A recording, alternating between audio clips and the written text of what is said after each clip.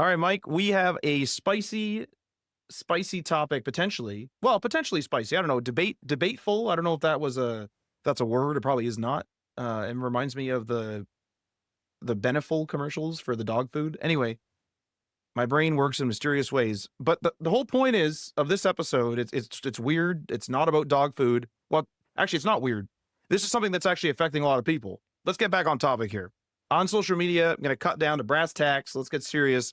On social media, I've been seeing the sentiment, okay, that that coding is not fun anymore, and like it's serious. Like people are saying this sucks. Like a lot of people are like, hey, let's get all this money and whatever, blah blah blah. Let's get all these deliverables done and things like this. But a lot of people are like, hey, I got into this for the fun of it, and the reason why I got into the field is kind of disappearing, or it's gone, or things have kind of gone out of control, and this is due to several factors I'm seeing.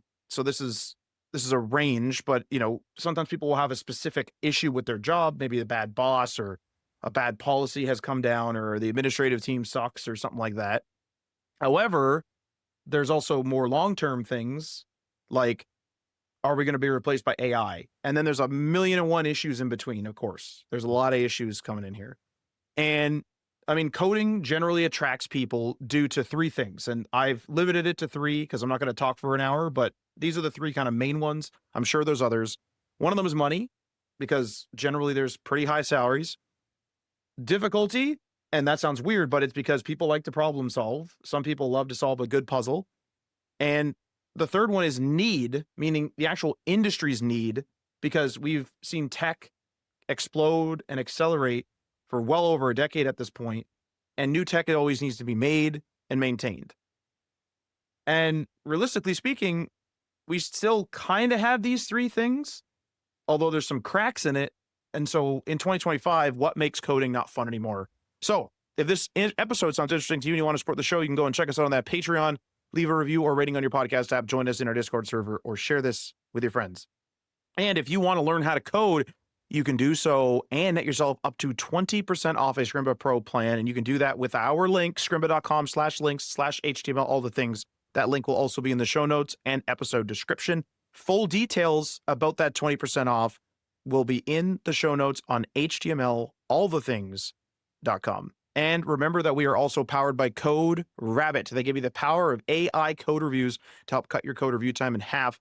Check out the link in the show notes and episode description to net yourself a 14-day free trial with no credit card needed and just a 2-click sign up with a GitHub or GitLab account. Before we jump in, go ahead, I please. kind of want to interject because I feel like this topic is going to resonate with a lot of people. For sure.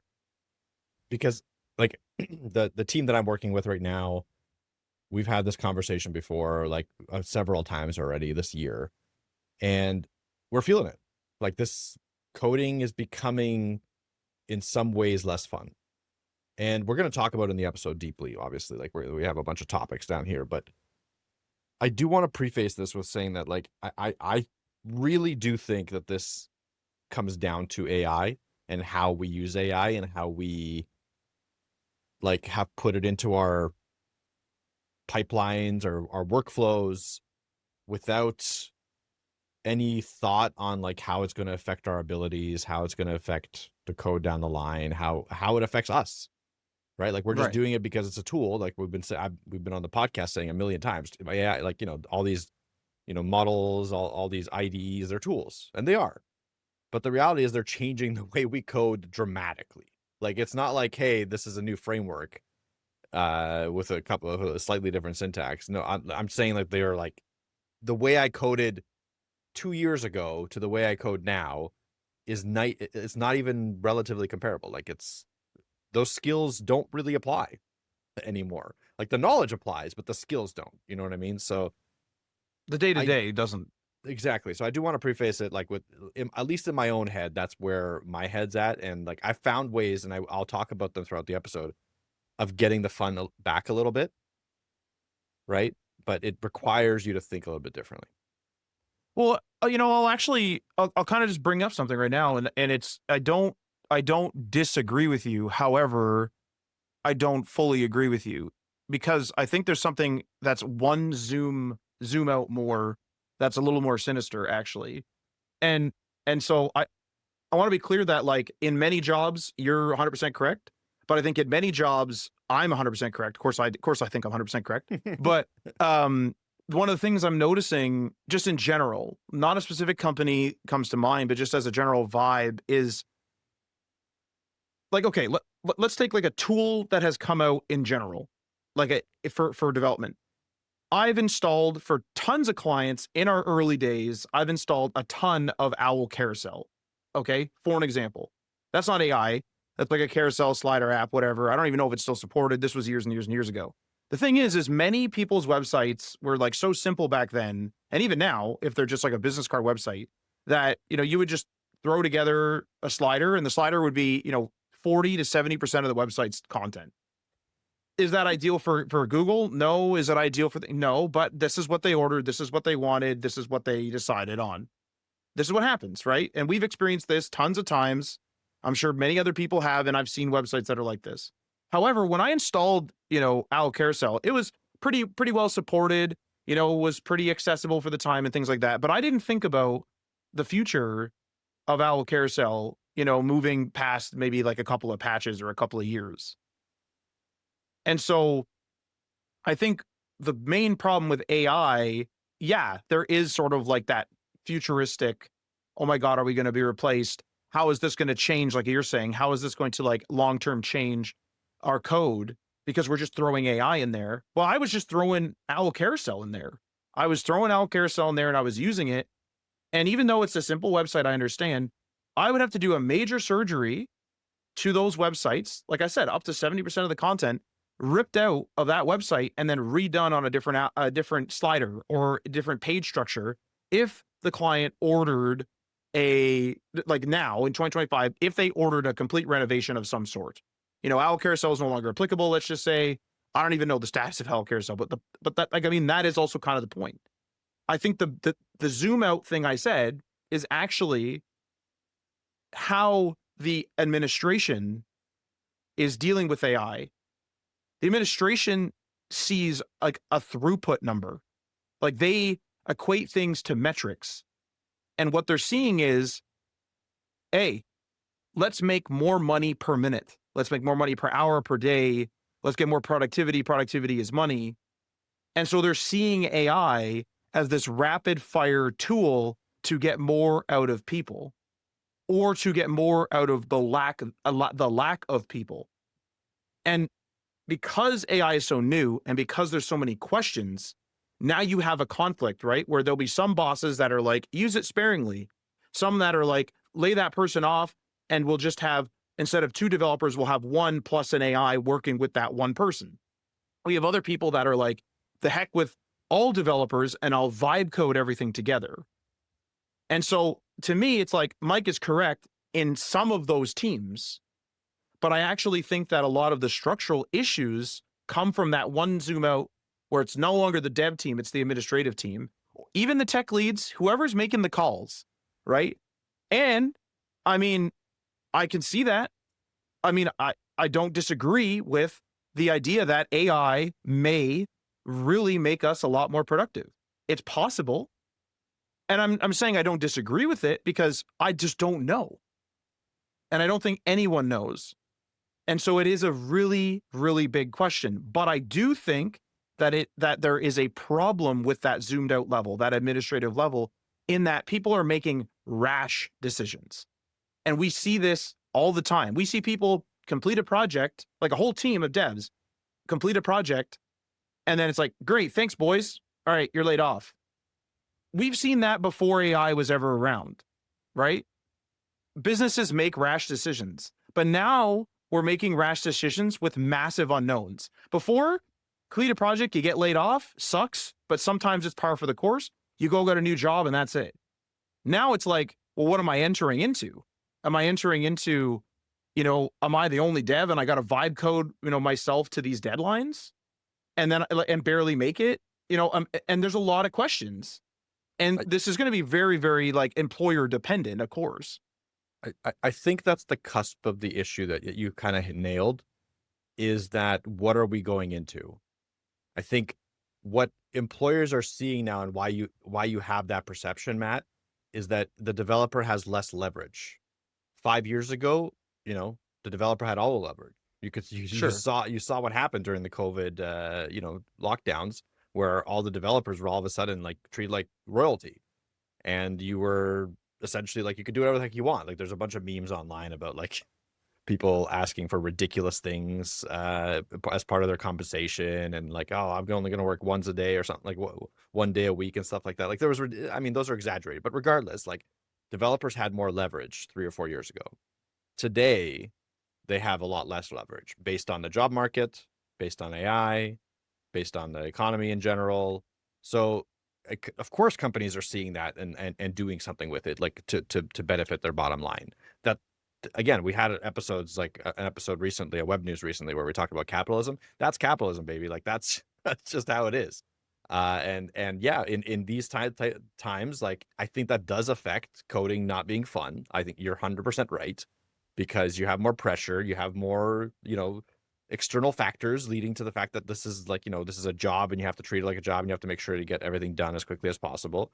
I think again, like you're right, there was always times like there was people during the epic, market of developers that were being treated like shit too. Let me be clear Of about that. course. Like tons of people, tons of developers that were being treated like absolute garbage during the time when if they were to quit and try to get another job, they probably would have gotten one like, a week or two. But they didn't, because people don't do that. Like we talk about it a lot about being like, oh, switch jobs and stuff like that. But that a lot of unknowns, like it's uncertainty. People don't like to switch jobs. Like it's, think about yourself. Like what the first week, the first month on a job, it's stressful as hell. Like it's terrible. Well, it Uh, sucks. It sucks in it's there. absolutely sucks. So like people don't just go out of their way to switch jobs. Some people do to try to get higher salaries, but like even during peak markets, you don't. So people just take the abuse. And the reality is that a lot of people listening to this episode, or I don't know if a lot of people listening to this episode, some people, because I think that if people were listening to a web development podcast episode, they probably enjoy coding to a certain degree. So we probably have a little bit of bias in our audience.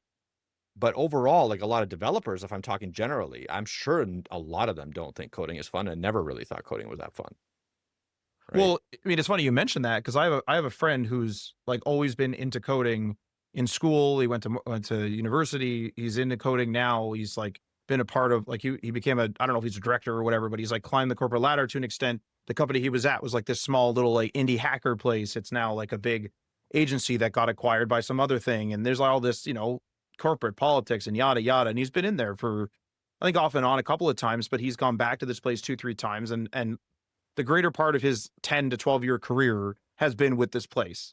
So he's like, seen kind of like the corporate ladder and the corporate environment kind of, change. And I was talking to him for the first time in a long time, in a number of years.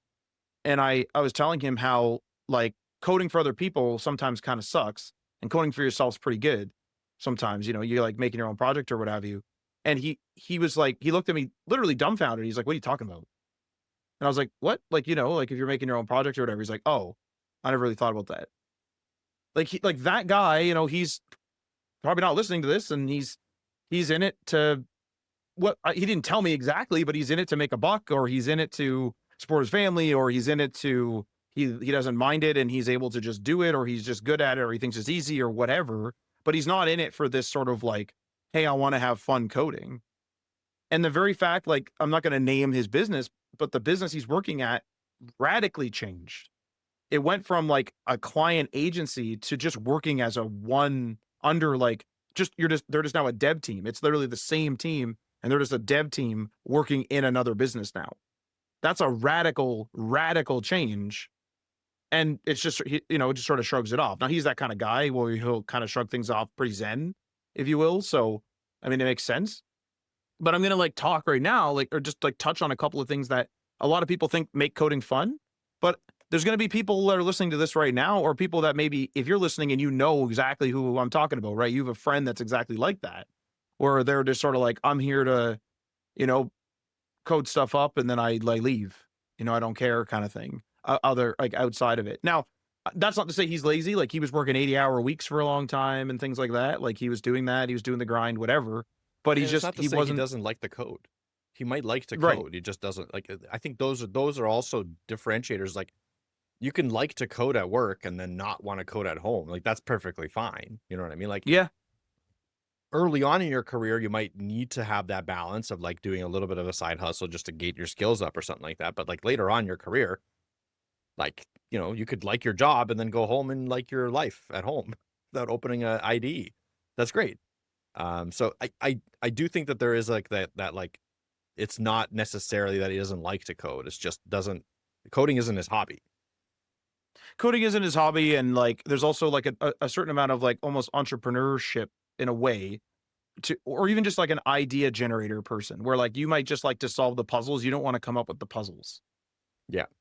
is maybe a way to put it, right? Because like I'll get into this. So like, you know, one thing I wanted to sort of talk about in this episode before we kind of get into like some of the like more negative stuff, which we've already touched on, is, you know, what does make coding fun for a lot of people. And one of the things is cool projects, because people like to be in projects that are super interesting. And some tech projects are very interesting to the point where they get international attention.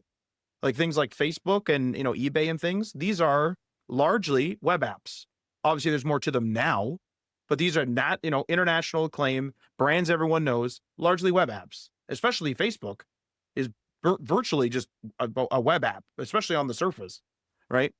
And I mean, it's also cool to have entrepreneurs or the people that are, you know, making those puzzles, right? They're making the ideas, the idea generators, if they are cool ideas, like if they're cutting edge ideas where, I mean, we've already seen AI immediately get into like cancer diagnoses and things where, you know, it's estimating that for someone that's, you know, into health stuff, that might be super cool for them. And that's a cool project, right? Even though it's going to be a difficult project, it's still a cool project. And at the end of the day, some of these things, like this whole like cancer diagnosis thing, generating like making generative AI or things, the people that are coding that are really inventing solutions to solve interesting problems in a way that the world never thought. Like they're making new inventions, right? And that goes hand in hand with problem solving. People like a challenge, right? They like a puzzle. They want to get to they want to get to the end of it. They want to solve it. And those are, you know, cool projects with good problem solving. Those are two really key points that people love about coding. That's what they think makes coding fun. And some people like the variability. Like already I've said a few radically different examples. Like diagnosing cancer is much, much different than eBay. And it's really common skill set. A lot of it, you're coding, you're telling the computer what to do, things like that. Those are radically different. That's a lot of variability. And also, you get variability potential in where you work. You can decide today, I'm going to be a freelancer, and you can just do that. You got a laptop and an internet connection, you can do that. And many places will have free Wi Fi. You don't even have to have an internet connection for yourself sometimes. You can just get going, right? Stop in a coffee shop, stop in a McDonald's, whatever, have your laptop, boom, there you go, and you start working. And so there's a lot of variability. And then, of course, obviously, professional jobs will offer corporate work like in office, remote work outside of office, hybrid. There's a lot of different ways to do it. And so there's a lot of variability. There's even variability in what you're doing. I mean, we're talking, this is a web development podcast, but I mean, one day you could be coding up a desktop app. The next day you're working on a marketing website. The next week you're working on a mobile app or helping someone with that. The next week you're messing around with the servers. Some people find that variability to be annoying, but many find it to be fun. And they find that to be the fun thing about coding, where, yeah, maybe they are kind of quote unquote chained to a desk, is kind of the phrase that people say, but they're chained to a desk and the task is always changing. But a lot of people that are chained to desks, like they're just doing Excel, right? Filling out the paperwork. That's what they do day in, day out, and it gets tiring. But the variability here is cool. And these are kind of like the three pillars, if you will, of what makes coding fun, or at least the stuff that I thought of. And I think that a lot of this stuff is becoming threatened, honestly. Absolutely. I think part of it for me as well, just to think back, I'm trying to think back when I started to like coding and what I liked about it, really. One of the big things for me, especially web development coding, was how fast I could see an impact with the things that I was doing. I really liked that. So I came from one of my co-ops was at an electrical engineering firm where I was doing like system design for AutoCAD, like AutoCAD electrical system design, like really vast, like essentially like cooling compressors. I was helping them design cooling compressors and factories. Interesting work, honestly, like pretty cool. Like a lot of really intricate things have to come into place, like manufacturing, electrical, architectural, like a lot of things have to come into place to see your whatever you're doing to come out to fruition. But the cycle was like longer than my co-op. Like if I was if I was helping someone design something, I wouldn't see the end of that result. Like it was a year long and I probably wouldn't see them even start it. So like none of what I was doing was felt impactful. Like I like the problem solving aspect of it, but it wasn't enough for me to like drive me in. What really brought me into coding was like, hey, I can make this button do something cool, and it immediately does something cool. Like I press save and it's like literally there, right? Or like if it's a compiler, 10 minutes and it's there or something like that, right? Like it's not the cycle, the cycle, the life cycle, or the wait time isn't, days or years. It's usually, in the minutes to hours at most. So I really like that about coding. I like alongside the stuff that you said, the other thing I thought that I really enjoyed, or I still really enjoy, is the creativity aspect of it, like how you can come to the same solution 15 million different ways.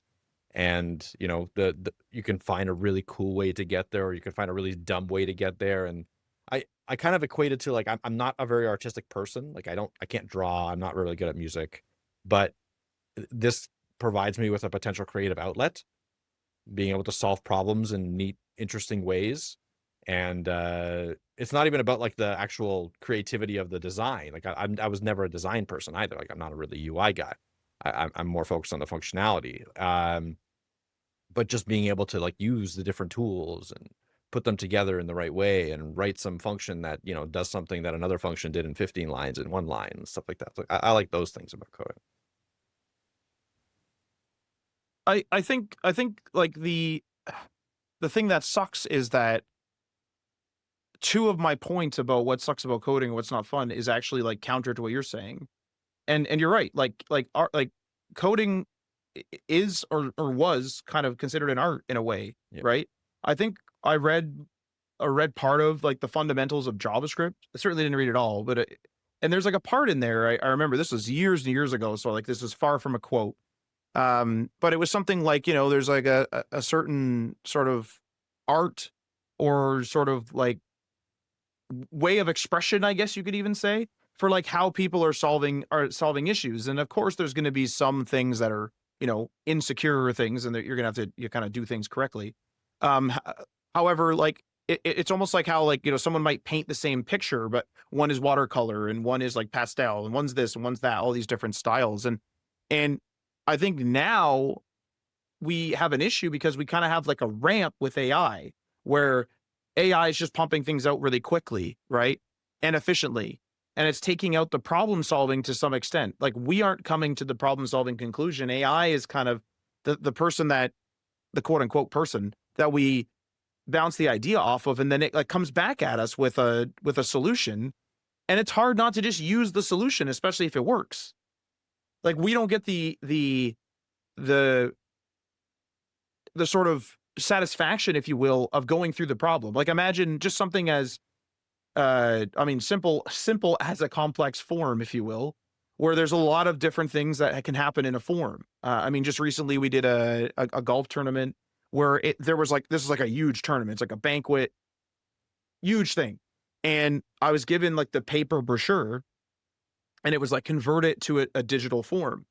And it took for freaking ever, because it was like this person wants to play golf, but they're not going to play at this level, and that person bought a sponsorship, so two of them are free, and then this person's only coming for the banquet after, and this and that. And then on paper, they just like select, check all these boxes, and it's really easy. And like I could potentially do that digitally, but I kind of can't, because on paper, it's okay to kind of present everybody with the whole idea, right? And everything's right in front of you. And you just kind of go, step one, step two, and you check things off. People are used to doing that with like government forms or what have you. But digitally, I want it to be like a smooth experience where if you're not a sponsor, you don't see the sponsor part of the form at all, because I don't want you to make a mistake, right? I don't want the user to accidentally make a mistake and say like, oh, I'm accidentally misclick and say they're a gold member or something. and then that messes up the total when they have to pay, or that messes up things, or they add 4 golfers, but they say, oh, I'm gonna also be a gold sponsor, and they pay for 5 green fees, and that's not what you're supposed to do. And so like it was a pretty complex form, and I had to go through and like chisel that away away at the problem until I eventually came to the conclusion. With AI, it's like we've lost that sort of like chiseling where we think like we got it this time, we fire it up, and it's like, oh my God, it's not working correctly. I missed this. Okay, I'll fix that. You fix that, then you're, oh, it's not working again. It's not working correctly again. What's going on? Well, I solved problem 1, which led to problem 2, right? There's like that inherent, like you're slowly figuring it out, you're slowly building it, you're getting it done. And I feel like AI has taken a lot of that out, where AI is going to see that issue right away, and it's going to be like, hey, problem 1 and problem 2, we didn't even mention it. Like those are just solved. And I get it. Those problem 1 and problem 2 slowed me down. They slow everybody down. And that's where the administration is going to be like, hey, what's going on here? Right? Because if we don't need to slow down anymore. But there's like that human, like think about it. I've heard this so many times. I watch a lot of car shows, and like a lot of people will say, if you've put like effort into a car, that's your car. Like you will never get rid of that thing.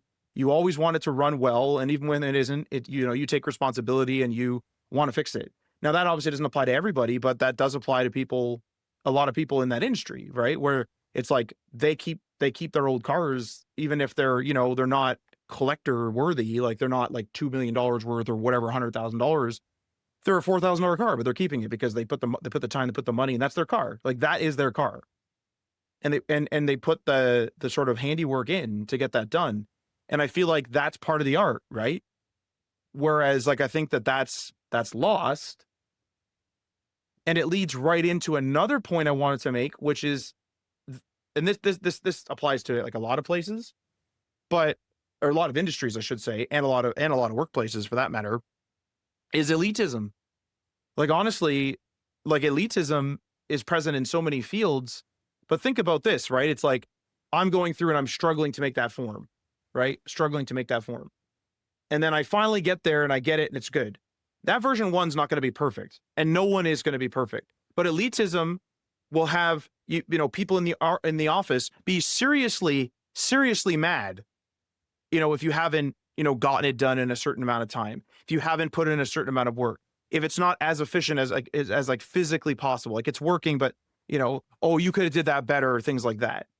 And so for those people that are kind of like elitists, sometimes the attitude is min-max, get as much code done in the best possible way, right? And these people are, I'm not saying that's everybody, these people are relatively rare, but we see this because the meme of the GitHub chart, the little green squares, we see people go like, your GitHub should look like mine. And that, it's every single day there's green, green, green, green.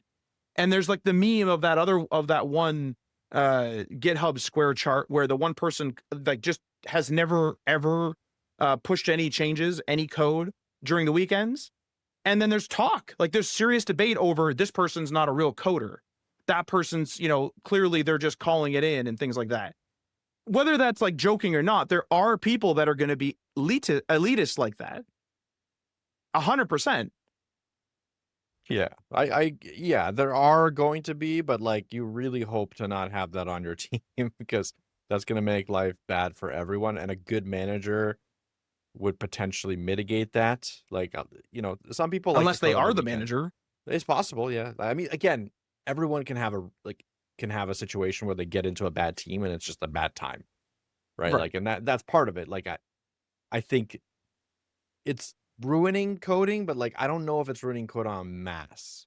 Not en masse, certainly not en masse. I think for some people, it's always been ruining coding. I think these people, the people that like, I put it into the same breath of like the nitpickers on commit pull request reviews, right? Like, oh, you didn't do it exactly in this way that I did it. This has to be done in exactly this way how I would do it. Like the people that can't admit that there's other ways to complete a task rather than the only one way. I hate those types of reviews where it's just like, you didn't do it this way. Why? And I'm just like, well, I did it this way and it works. And it's like, well, I would have done it this way. Okay. That I've had that before too. Like that sucks. Yeah, no, yeah. That's what I mean. It And that, sucks. those are the same kind of elitism kind of, I group that together. Um, I guess that's one good thing about AI code reviews is that you kind of set how you want them to be, and you don't have those people. So shout out to Code Rabbit, show sponsor, preventing that kind of situation from happening. I have noticed actually, like to be fair, since we've enabled code reviews in our platform, there hasn't been any nitpicks. No one on the team. We weren't nitpickers, to be fair, to be clear, but there were, like, every once in a while you're like, oh, you did this like in a different way than I would have done it. I call that a nitpick. Uh, all that's gone because code reviews usually will track your like coding standards and be like, hey, just do it this way because you're the rest of your code base is this way. And when it's coming from a robot, it's not a nitpick really. Like it's just like, oh, you're just trying to enforce coding standards. So that's been a big positive in terms But of well, AI code reviews. Yeah. what sucks too is with those people though, like what you're saying, Yeah. with those people, it's hard to argue against if you didn't do it Correct. the most efficient way. Because it's like, why didn't you do like why get real close to the camera or whatever? Like why didn't you do it that way? And so my response now, like to some people, as a joke, I want to be clear. I'll play games and someone's like, why'd you fail there, Matt? I'm like, lack of skill, low IQ. Just fire that off real quick. Now I'm messing around with my friends on freaking Xbox or whatever. But like the point of the matter is it's like sometimes I want to say that professionally, you know what I mean? Where it's just like, I don't know, it's because I'm dumb as hell and you shouldn't have hired me. Like sometimes it's like, what do you say? You solved the problem, you got it done. It wasn't the most efficient way.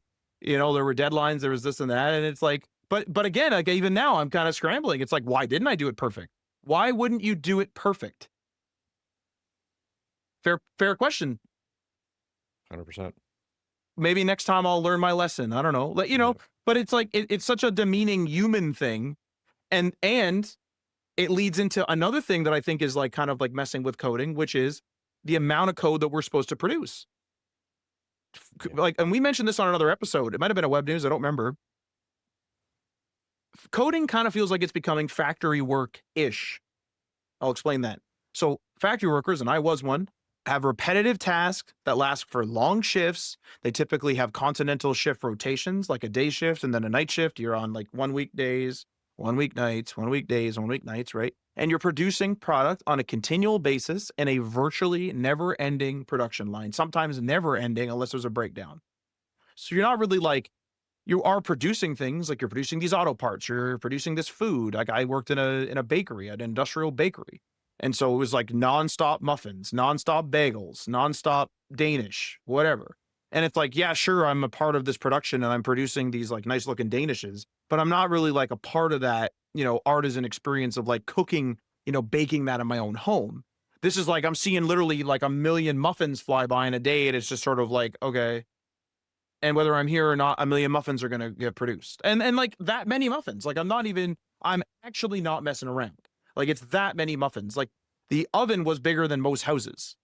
That's factory work. The point is this is mass production. And what we're kind of seeing is coding becoming factory work ish in the idea that we need so much tech made. We need so much tech maintained. We need so many innovations. Everyone's trying to push the bar, more apps, more this, more that, get a subscription, get this, update the thing to justify the subscription, plug in these third-party things and all this stuff. Then now it's like we're in this never-ending treadmill of like, nobody makes an app these days, virtually nobody makes an app these days, pushes out a version and then walks away. It's like that thing gets updated for potentially an indefinite amount of time. Sometimes that's not the case. We see say desktop apps, like a video game, for example. Sometimes those devs will finish the game and it's done, right? They'll maybe do some fixes for a couple of years or something. And once it's at a state where there's like, a few issues and they're happy where it's at, they'll be like, okay, we're done here. But those are few and far between. I mean, heck, we don't even see that with Microsoft Word anymore. I know the Microsoft Word was releasing versions every 1 to 2 years, whatever, back in the day. But now it's like there's updates to Microsoft Word all the time. There's updates to like Excel all the time and things. These are like nonstop, keep pumping it out, keep pumping it out, keep pumping it out, keep pumping it out.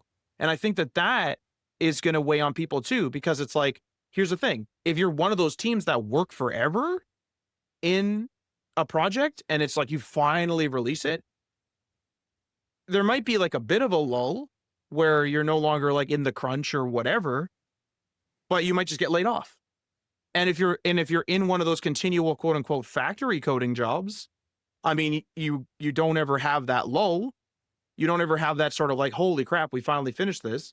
You just have that continual like, come in and do this, come in and do this, come in and do this, tickets, tickets, tickets, tickets, tickets, tickets, tickets. That's all you're doing. And like that starts, I think, to mess you up. At least it messes me up. Like I like to do something, it's complete, it's like whatever, and we can always iterate on it, of course. But it's sort of like, hey, woo, I've accomplished this thing. I've built this car. I've built this website, right? I've fixed this computer, whatever, right? Okay. I agree. I think this has pretty much always been the case. And I think this is where those kind of, like, depending on what team you're on, comes back into play. So ideally, I mean, for job security, exactly what you're saying, like you have a factory-ish approach where you're constantly iterating and making a product better, because that means your job security is good. As long as the product's making money, you have a job. And you are also 100% correct in that it does burn people out. I've seen that on many occasions. This specific thing where you finish a feature, finish a product, and then immediately move on to the next thing, and immediately move on to the next thing, and immediately move on to the next thing without any break in between. And that's the reality of almost all teams. Burns you out. And this is why we talk about burnout a million times on this podcast. Like, I don't know how many episodes we've made or mentioned burnout. It's got to be dozens, like where we mentioned There's a lot. It's a lot. And I don't know if other industries are exactly like this. Maybe they are. I don't know. They probably are. We're just biased because we're in this industry. But regardless, like a lot of it has to do with the fact that it's not about that you're doing the same thing over and over again, really, in this specific case. Like there are some people that are. Some people are like, you're making landing pages that look exactly the same, just with different text for X amount of time. And that's it. That's all you do. Like in some agencies, that's how they work, where they put you in a position and you're doing the same thing. You're doing the integration for whatever platform. You're doing the landing pages. You're doing this. And they are in a factory at that point. And that burns you out fast, even faster. But even regular jobs where you're doing non-repetitive tasks of like, you're problem solving, you're doing this stuff. The problem comes in where you have that cycle of like, you finished, you're on to the next thing, finished, on to the next thing. And if you're not able to step back, if you're not able to take vacation time in the right way, if you're not able to enjoy the fact that you've built something and maintain it a little bit, like that constant grind in your brain of like never really getting to the end and never really accomplishing anything, because that's what it feels like. You just don't accomplish it. You don't finish it. Right. 100% has a mental effect and a mental drainage on people. And again, I personally, on teams that I've managed, and myself included, have seen this happen. It's one of those unfortunate things where it's like we're in demand, like code, not even we, like just like code. The amount of code that's in demand is like, super high, whether it's produced by us, AI, or, whatever, I don't know, the clouds. That doesn't matter. Like the point of the matter is like there's so much code in demand that it becomes less it's less of a, you know what it is actually, Mike? If you haven't seen, have you seen the BlackBerry movie? I've seen like snippets of it. I've seen a lot of snippets, to be fair. So I feel like I've pieced together most of the movie, which is weird. Okay, well, I'm going to spoil BBM for you, the BBM scene. But there's that scene where like all the nerds, sorry, but all the nerds are hanging around, and I mean, I'm one of them. I'm one of the nerds, and they're all hanging around. They're like, all right, like we're sending, and they like send a message from the computer, and then they have this like prototype BlackBerry that's like, virtually just a pager, and then it's just like, and it gets the like hello world message or whatever it is, and everyone's like, oh hell yeah, whatever. And then the suit comes in, Jim Balsillie comes in, and he's like, what are you guys doing, kind of thing, and disrupts the scene, and like they say like, oh man, like look at this, we just like sent a message, this is like fully encrypted and blah blah blah blah blah. Lazaridis is describing it to Balsillie, and like he, Balsillie's sort of like, the salesman, he's that guy, and he's like what the hell are you guys doing? Like this is a waste of time. Like this is texting. And it's like, yeah, but this is sent via data. And back then, data was not charged for. And then like Balsillie just kind of like wakes up and is like, unlimited texting. only on BlackBerry. Fuck yes. And everyone started freaking the heck out. And right, that's like a fun, nerdy, like, yeah, they've probably been in the office forever. They've been messing around. They have movie nights in that thing and in the office and things, and it's like a goofy, fun time to be in tech. It's like, we just sent a message over data when data is like a brand new thing. This is incredible. Like, what are we doing? Now it's just sort of like, shut up and make that button move. It's like, oh, okay. Yeah. There's more. And then there's here's more a pizza corporations. lunch. Yeah. Yeah, for sure. Go to the break room for pizza lunch. That's there's the difference, right? And I'm not saying like, Agreed. I understand that, very rigid structures are good for productivity when you're dealing with so many people. And obviously that's a scrappy startup. BlackBerry was a scrappy Canadian startup. I get it. Totally understand it. But it's just, we've lost like that. Like, that's kind of like an art, right? Where like them sending that message the first time, that was not sent in the most efficient way. I guarantee it. Like, somebody went later and was like, holy crap. Like, let's like kill a couple of kilobytes, which was huge back then. Like, let's kill this couple of kilobytes and let's send these things. And like, that's a huge thing. And now it's just sort of like, And I mean, I'll kind of like, the last sort of thing I think I want to talk about is what this kind of is all culminating to in a way is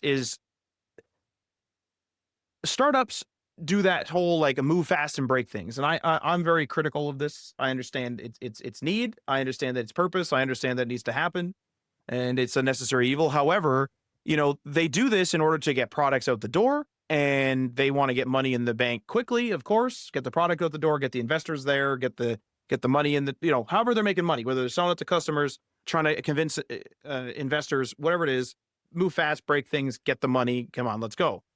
Ultimately, though, the goal, generally speaking, is supposed to be that things will slow down so that you can start shipping reliable products that have like a cash flow that you can understand, right? Where you understand things like Microsoft Word, for example, is something where it's like, people are going to use it because like it's a de facto word processor. However, this move fast part attracts the idea that, oh, developers can make things quickly. All right, cool. Let's just make the deadlines so they're crunching all the time. And we saw this years ago in the game development sphere, and for sure other places, but in the game development sphere with a company called Telltale Games, where they sort of like realized like, oh, we can crunch makes things faster. Let's just crunch all the time. And they made games very, very quickly. And they then failed very, very quickly. Right? They take that kind of like that human element out of it. And also, they take the idea of like let's take an interconnected app. So like, forget Telltale for a second, because that's a video game. Let's take that same process of like crunch and go fast. Websites are connected to so many APIs and other third-party services. They use third-party hosts. You're so interconnected. If you have unreliable code and you're connecting to other people, and they're changing things, and you're not keeping up with what APIs are changing when and what they're migrating to and things, because you're just trying to move fast and break things, and you're constantly in crunch, that unreliable code actually has you working more. And you're working more to fix things, while the deadline for the next new thing that you were handed the instant you finished the first thing did not get pushed back. If you thought this thing was going to take 5 days and your old code broke, guess what? You're fixing that code. That might take up a day, but that thing is still due in 5 days. That next deadline is still in 5 days. They're not going to push it a day. Why would we push it a day? And I feel like that is a problem, where it's like we're starting to like get to the point where you're starting to make people scared to like almost do things. And we definitely see that with like in corporations, where you start seeing people push the blame. That's not my department.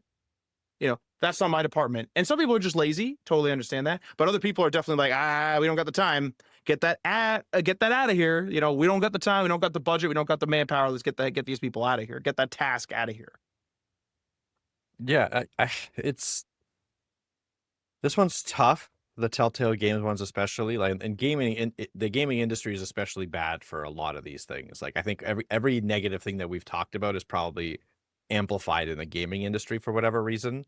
Especially because a lot of it is like, you finish a product, now you're all laid off. Like, that's literally the norm. Thanks for your service. Yeah, Bye. that's the normal way of proceeding in the gaming industry, because the products cost so much money, and like they just need to save money immediately after the game is released. So like, It's not great. The unrealistic deadlines, like you talking about it in my head, like I'm just like, yeah, that's just the reality of life. Like that's how I work. You know what I mean? Like there's deadlines set in front of me, and we do whatever we can to get there. And a lot of that is move fast and break things, unfortunately. Because at the end of Right. the day, it's like that's the only way to get there is you got to move fast, and there's not really enough time to build robust systems anymore.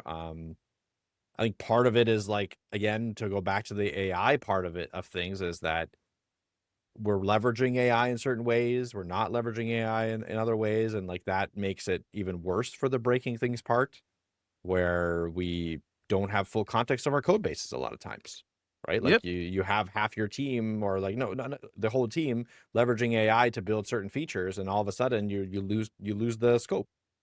And then when something goes down or something's not working properly, like, yeah, you can rely on AI to fix it, and that works, most of the time. But in those delicate moments of complexity, extreme complexity, especially when I talk about integrations, I'm going to have a whole episode on AI and where it doesn't work and where I don't think it'll work for a long time. But regardless, like one of those points is integrations, like stuff that's complex, where like Stripe is one thing. Like Stripe is complex, it's really complex, but there's other integrations that are super bespoke and rely on a million different things to trigger something. Like refunds. Refunds can be super complex if it's in a subscription basis. Like how do you handle refunds? It's like 2 days after a subscription was renewed, they refunded. Do you refund the previous subscription? Do you refund that one? What if the box is already sent that they ordered? Like there's just so many different little nuances that a company has to deal with that are so bespoke to a company's standard operating procedures that unless you have all that like perfectly documented, an AI has no chance.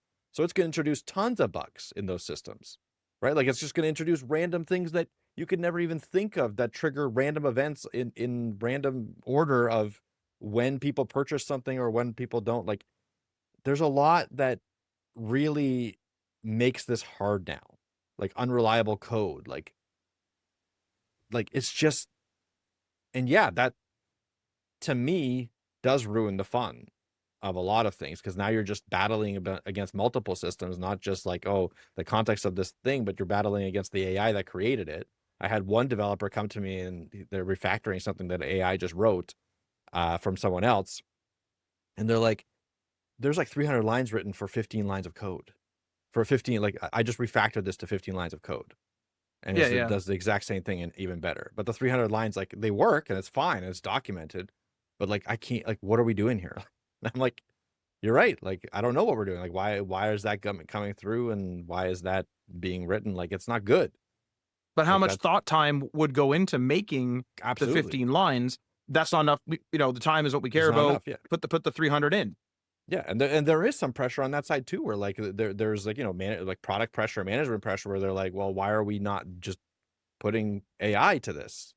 Or like I've had those conversations already in my work, where like AI has come up as like a thing that we can use to accelerate considerably in certain ways, and like I've been able to push back for the most part, but it's only a matter of time, right? Like it's gonna come up even more and more as AI gets better. What Before we like end this episode, because we got to end soon, one thing I did want to mention, because I mentioned at the start, is stuff like losing the art and losing the problem solving ability due to AI, right? Like having that be the thing that kind of brings you down. And I was feeling that, and I still feel that time to time.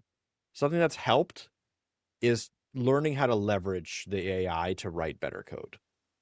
That is a problem solving technique for me that I've started to enjoy, where I figure out what models are best for what things, how to properly, you know, write proper documentation for the models to understand, how to keep context minimal, how to do small tasks rather than overarching big tasks, how to review code. That's something I've really dove into and started to get a lot better at. So like I found ways in this new workflow, and I want to say that it's a completely new development workflow for me.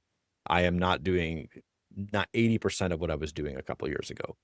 This is a completely new workflow, but I found ways to enjoy some of the parts of it by making things better, like by trying to make it better, right? And that's what I did before. Like I tried to, I tried this tool to make this better. I tried this framework to make this better. I tried to write this code this way to make things better. That's what I was doing when I was coding. So I'm trying to apply that same mindset to using the AI tools in the right way to properly get actual functioning code out of them, because there's ways to use the AI tools and get absolute garbage. Like there's, you could prompt the hell out of it and it can work, but like the code will be garbage. But there Of are course. ways to make it so that limiting the scope, and again, I'm going to have a big episode on this, so just subscribe for that. I'm going to have an episode on how you can get a ton done. It'll be maybe faster than if you were writing code yourself, but it's not like super fast either. I want to be clear there. It's just really actually creating robust code using AI, right? Like it's not about the speed. It's about utilizing these tools in the correct way to get the better code out of it rather than writing it yourself. And especially in knowledge areas where you just don't have enough in-depth knowledge to be able to write that code yourself in a fast amount of time. Like you have to spin up in that context. So there's ways around it, is what I'm trying to say. There is some positivity in like that part, at least.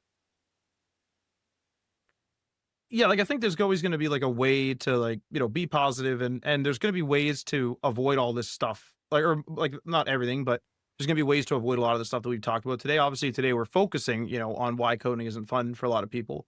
And I mean, for some people, they've thrown like the baby out with the bathwater. They just said, I got into coding for coding. I don't want AI to do it for me.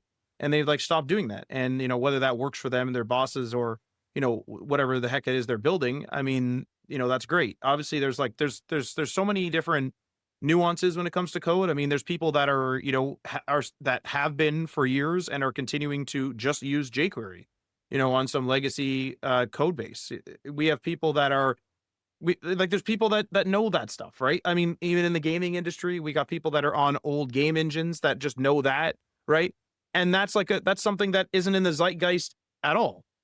Unreal Engine 5, for example, is something that's in the zeitgeist now. But there's people that are going to be using some like random obscure, I mean, heck, what if it's assembly? What if they're doing some really obscure project? Or what if they're trying to do something creative or whatever in some obscure thing? There's so many different ways that people make things, right? There's solo devs that just make games. And like, that's crazy. Like you think, my God, like this person's doing the art, the design, the gameplay, the balancing, the this, the that. And that happens in this, kind of walk of the woods too, where some people they're e-commerce devs, but they're also running a store. And so they have like all their e-commerce code. They've made their own store. And then they're also doing the logistics, and like they understand how to ship things and the boxes and this and that. So those people, maybe they're avoiding all this, and they're just like, I just need to do stuff that ensures that I sell my product. And, they don't have a boss breathing down their neck, or maybe they're making so many sales that it just doesn't matter. And they don't need to innovate their code much. They just kind of like keep up with security standards or what have you and things like that. Like there's so many walks of this. And I think that this would be like a great opportunity, to invite you to like talk, like an invitation to the listener, to be clear, is, reach out into the comment section, whether you're on like Spotify or YouTube, or, whether you want to talk to us on one of the socials. But it'd be super cool to hear, like, are you, kind of hating code and why? Or are you avoiding all of this? And you're like, Matt, Mike, what are you guys talking about? You guys are crazy. And like, fair enough, right? Like we're obviously talking, I would say, a lot about the zeitgeist. Like this whole episode came from the idea of the idea of what I've been seeing on social media.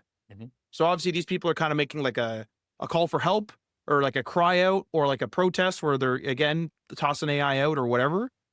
But I mean, there's a lot of people that just don't do that stuff. They just don't post, and they're just fine. Or there's some people that aren't fine and they aren't going on social too. So yeah, please reach out to us on the comments. I'd like to have a chat with you. We've been getting a lot of great YouTube comments lately. So like, if you want to do that, that'd be great. I think that's it though. I think that basically concludes this episode. We may upload this as a video podcast, just as an FYI. So you might be looking at us on video, but we're still going to have the audio version. So the audio version will still go out on the RSS feed. It will have if we do the video, we'll do the video version on YouTube, and then possibly Spotify as well. We're new to this thing. Obviously, we have video for the web news. We're tiptoeing into video, more or less, is kind of what's happening here. But yeah, if you're like, hey, I want to keep listening to this thing on audio, I mean, that's not going anywhere anytime soon. And so, I mean, that's that, just to be clear. But anyway, if you want to support episodes like this, you can do so on Patreon. That's patreon.com/HTML, all the things. And many thanks to our $3 tier patrons. Tim from the Web Hacker on thewebhacker.com, Jason from Geek Life Radio via geekliferadio.com, Garrett Segal, Level Up Financial Planning via www.levelupfinancialplanning.com, Magnus from YesWeb via yesweb.se, Syntaxify from the HTML All the Things Discord server, and Stacy Mosteler from the website swoonworthydesigns.com. And just a reminder, you can get up to 20% off a Scrimba Pro plan if you want to learn how to code using a variety of courses from a variety of instructors using an interactive media player code editor.